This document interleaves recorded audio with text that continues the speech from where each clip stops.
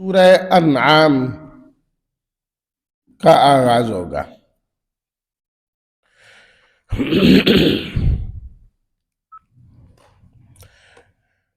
نحمده ونصلي ونسلم على رسوله الكريم، اما بعد فاعوذ بالله من الشيطان الرجيم، بسم الله الرحمن الرحيم۔ الحمد لله الذي خلق السماوات والأرض وجعل الظلمات والنور ثم الذين كفروا بربهم يعدلون۔ صدق الله مولانا العظيم۔ اللهم صل على سيدنا ومولانا محمد وعلى آل سيدنا ومولانا محمد وبارك وسلم۔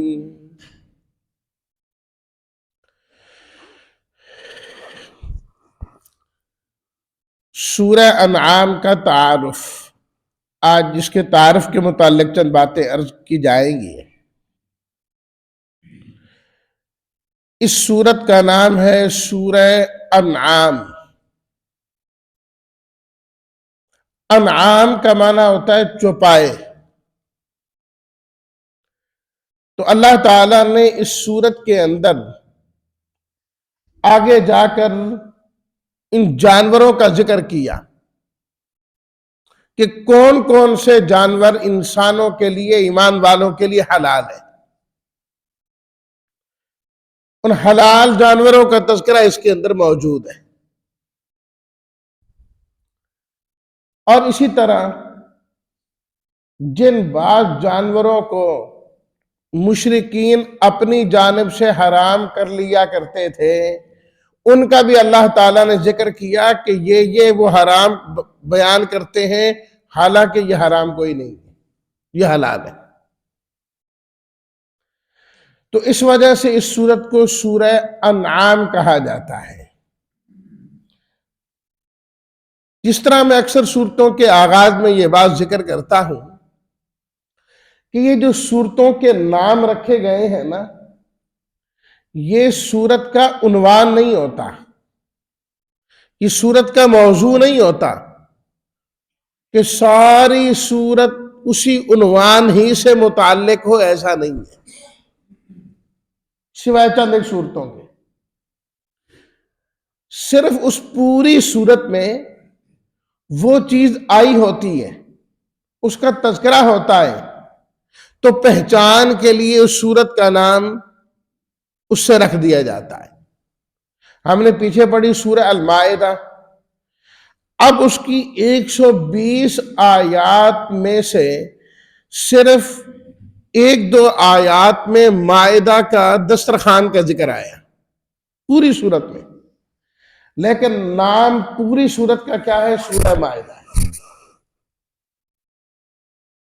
سورہ البقرہ، بقرہ کہتے ہیں گائے کو، تو اللہ تعالیٰ نے گائے کا واقعہ سورہ البقرہ میں بیان کیا، جبکہ سورہ البقرہ کی 286 آیات ہے، تقریباً 2.5 سپاروں پر مشتمل سورت ہے، لیکن اللہ تعالیٰ نے اس کے اندر کوئی تقریباً 4 آیات میں اس گائے کے واقعے کو بیان کیا، 4 سے 5 آیات میں، لیکن اس پوری سورت کا نام کیا ہے؟ سورہ البقرہ ہے۔ اب ایسا نہیں ہے کہ ساری سورت میں گائے کا ہی تذکرہ کیا اللہ تعالیٰ نے، ایسی بات نہیں۔ اسی طرح سورہ انعام، ایک ہوتا ہے لفظ انعام، وہ ہوتا ہے نعمت دینا، انعام کرنا، انعام کہتے ہیں چوپائے کو۔ تو اللہ تعالیٰ نے اس سورت میں تذکرہ کیا ان چوپایوں کا، تو اس وجہ سے نام ہو گیا سورہ انعام۔ اور یہ مکی سورت ہے، یعنی ہجرت سے پہلے نازل ہونے والی سورتوں میں سے، جتنی بھی ہجرت سے پہلے صورتیں نازل ہوئی، 86 صورتیں بنتی ہیں ویسے، وہ ساری کی ساری مکی کہلاتی ہیں، چاہے کہیں بھی نازل ہوئی ہیں۔ اور ہجرت مدینہ کے بعد جو صورتیں نازل ہوئی ہیں وہ 28 ہیں، وہ کہیں بھی نازل ہوئی ہیں، وہ مدنی صورتیں ہی کہلاتی ہیں۔ چاہے وہ مدینہ میں نازل ہوئی ہیں، چاہے وہ بدر میں نازل ہوئی ہیں، چاہے احد میں نازل ہوئی ہیں، چاہے آپ مکہ میں تشریف لائے ہوئے تھے فتح مکہ کے موقع پر وہاں نازل ہوئی ہیں، سب کی سب مدنی ہی ہیں۔ تو یہ ہجرت سے پہلے نازل ہونے والی صورتوں میں سے، تو اس واسطے یہ مکی صورت ہے۔ سورۃ الانعام مکیہ، یہ مطلب ہے یہ ہجرت سے پہلے نازل ہوئی۔ 5 صورتیں اس سے پہلے ہیں اور یہ 6ٹھی صورت ہے سورہ انعام۔ اور اگر وہ نازل ہونے کی ترتیب دیکھیں، کیونکہ اب جس طرح قرآن مجید موجود ہے اس طرح نازل نہیں ہوا، وہ تو وقتاً فوقتاً تھوڑا تھوڑا کر کے نازل ہوتا رہا، لیکن ساتھ بتا دیا جاتا تھا یہ آیت فلاں جگہ کی ہے، یہ آیت فلاں جگہ کی، فلاں آیت کے بعد ہے، فلاں سے پہلے ہے۔ تو جب مکمل ہو گیا قرآن مجید تو اس طریقے سے تیار ہوا۔ اس لحاظ سے دیکھا جائے تو مفسرین کرام نے لکھا ہے یہ 55 نمبر کی صورت ہے۔ 54 صورتیں اس سے پہلے نازل ہو چکی تھی، 55 نمبر پر یہ صورت نازل ہوئی ہے، سورہ انعام۔ 165 اس کی آیات ہیں اور 20 اس کے رکوع ہیں، 20 اس کے رکوع ہیں۔ اس صورت کے اندر اللہ تعالیٰ نے زیادہ تر عقائد کے متعلق جو اشیاء تھیں، چیزیں تھیں، انہیں ذکر فرمایا ہے، کیونکہ مکی دور کے اندر زیادہ تر عقائد پر ہی محنت کی جاتی تھی، ان میں احکامات کم ہیں۔ تو اس لیے اس صورت کے اندر اللہ تعالیٰ نے احکامات بہت زیادہ بیان نہیں کیے۔ سورہ مائدہ، سورہ نساء، سورہ البقرہ، ان کے اندر احکامات بہت زیادہ تھے۔